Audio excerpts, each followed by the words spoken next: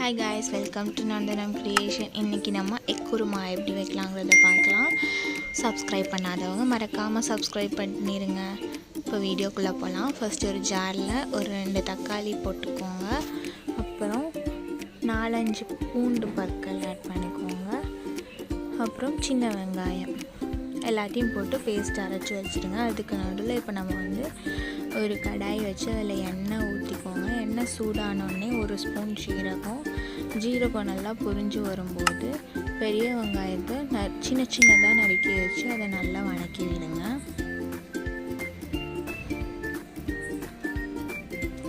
வதங்கி வரும்போது அதில் கருவேப்பிலை ஆட் பண்ணிக்கோங்க. கருவேப்பிலை நல்ல ஒரு மனம் தரும், அது உடம்புக்கும் நல்லது.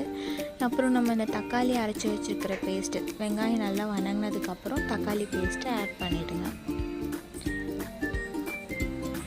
தக்காளி எல்லாமே நம்ம பச்சையாக போட்டிருக்கறனால அதோட பச்சை வாசனம் போகிறதுக்காக, அந்த பூண்டு எல்லாத்தோட பச்சை வாசனம் போகிறதுக்காக நல்லா வதக்கி விடுங்க அந்த வெங்காயத்து கூட.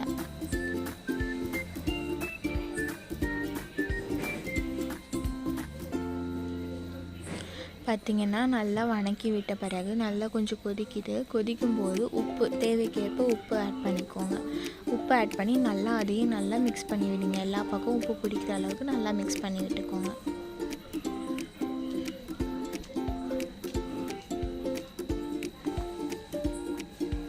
இப்போ பார்த்திங்கன்னா நம்ம காரத்துக்கு என்ன ஆட் பண்ணலான்னா 1 டீஸ்பூன் மிளகாய் பொடி ஆட் பண்ணிக்கோங்க.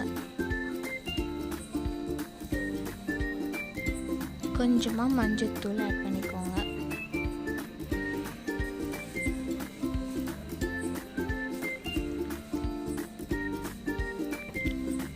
அப்புறம் குழம்பு மிளகாய் பொடின்னு ஒன்று இருக்கும், அதை 1 டீஸ்பூன் ஆட் பண்ணிக்கோங்க.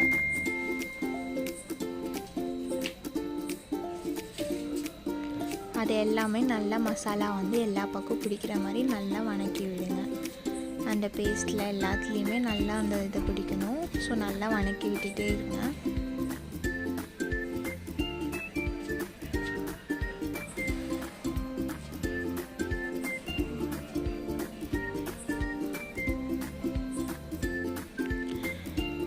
லைட்டாக தண்ணி ஊற்றிக்கோங்க. ஏன்னா நம்ம பேஸ்ட்டாக மட்டும்தானே வச்சுருக்கோம், ஸோ அதனால் அடி பிடிக்க சான்ஸ் இருக்குது. அதனால் லைட்டாக தண்ணி விட்டு அதையும் நல்லா மிக்ஸ் பண்ணி விடுங்க.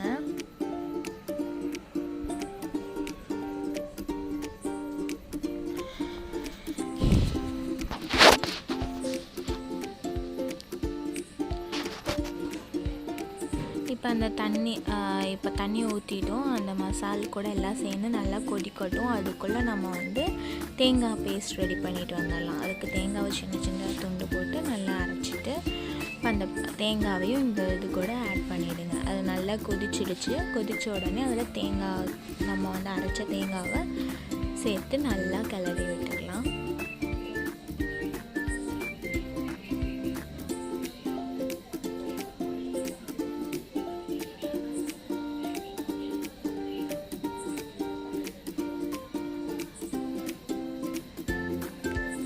தேவைக்கேற்ப தண்ணி ஊற்றிக்கோங்க. ஏன்னா இது சீக்கிரமாக தண்ணி வற்றிடும். ஸோ அதனால் உங்களுக்கு எவ்வளோ தண்ணி தேவைப்படுதோ அவ்வளோ தண்ணி ஆட் பண்ணிக்கோங்க. உங்களுக்கு கிரேவியாக வேணும்னா கிரேவியாகவே வச்சுக்கோங்க. இல்லைன்னா கொஞ்சம் குழம்பு டைப்பில் வேணும்னா அதில் கொஞ்சமாக தண்ணி ஆட் பண்ணிக்கோங்க. இப்போ பார்த்திங்கன்னா அதுவும் நல்லா கொதிச்சு வருது. இப்போ கொதித்து வரும்போது முட்டை நம்ம வேக வைக்காமல் இப்படியே ஊற்றணும். உடைச்ச முட்டையை அந்த மஞ்சக்கரு உடையாமல் ஊற்றணுங்க. நாங்கள் 3 முட்டை எடுத்திருக்கோம்.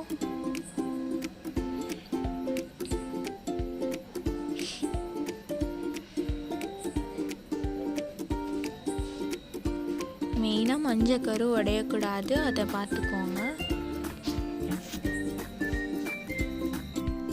இப்போ பார்த்திங்கன்னா நம்ம ஃபைனல் டச்சிங்காக நம்ம எப்போவுமே பண்ணுற ஒரு மேஜரான விஷயம், எல்லாத்துக்குமே இது பண்ணுவோம், கொத்தமல்லி தலையை ஃபைனல் டச்சிங்காக இந்த குழம்புல தூவி விட்டுக்கலாம்.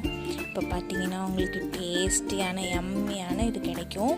அதுக்கு முன்னாடி நம்ம பச்சை முட்டையை தானே ஊற்றிருக்கோம். ஸோ அது வேகணும் இல்லையா, வேகிறதுக்காக நம்ம மூடி போட்டு ஒரு 5 நிமிஷம் 10 நிமிஷம் வேக விட்டுடலாம். இப்போ பார்த்திங்கன்னா வெந்து வந்துச்சுன்னா இந்த மாதிரி இதில் தான் உங்களுக்கு முட்டை இருக்கும்ல. இதை உடைச்சி சாப்பிட்டிங்கன்னா வேறு லெவல் டேஸ்ட்டாக இருக்கும். கண்டிப்பாக இந்த எக் குருமாவை ட்ரை பண்ணி பாருங்கள். டேஸ்டியாக எம்மியாக இருக்கும். தேங்க்ஸ் ஃபார் வாட்சிங் திஸ் வீடியோ. இந்த வீடியோ பிடிச்சிருந்துச்சுன்னா மறக்காமல் சப்ஸ்கிரைப் பண்ணுங்கள், கமெண்ட் பண்ணுங்கள், ஷேர் பண்ணுங்கள்.